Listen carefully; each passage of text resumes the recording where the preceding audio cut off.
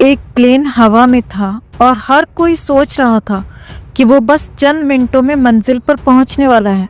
लेकिन पायलट को पता चल चुका था, मंजिल अब ज़मीन नहीं, शायद स्वर्ग है।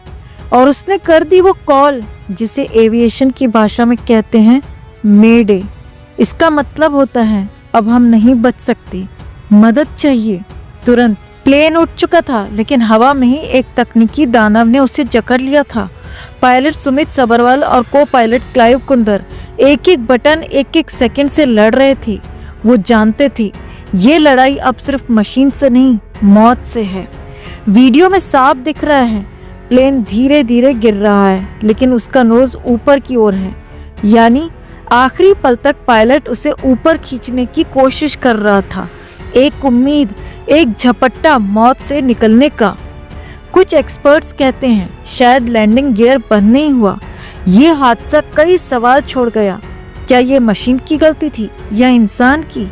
मगर उस वक्त पायलट्स को ये नहीं सोचना था किसकी गलती थी, उन्हें सिर्फ जिंदगियां बचानी थी। प्लेन अब क्रैश की ओर बढ़ चुका था।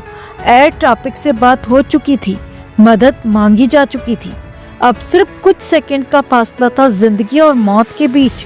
और फिर कॉकपिट से कॉल आई, ब्रेस ब्रेस ब्रेस।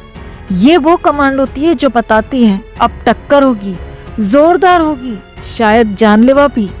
क्रू को कहा गया, यात्रियों को झुका दो, सीट पकड़वा दो, क्योंकि जो नहीं झुका उसकी रीढ़ की हड्डी टूट सकती है और जान भी जा सकती है।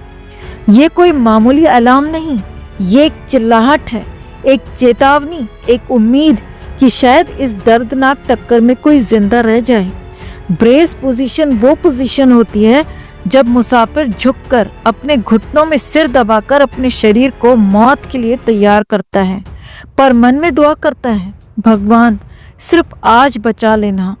सीट नंबर 11A पर बैठे एकमात्र सर्वाइवर कहते हैं, हम थोड़ी ऊंचाई पर पहुंचे ही थे कि अचानक एक आवाज आई और फिर सब कुछ चुप हो गया। ना इंजन की आवाज, ना हवा की, बस खामोशी और नीचे गिरता प्लेन।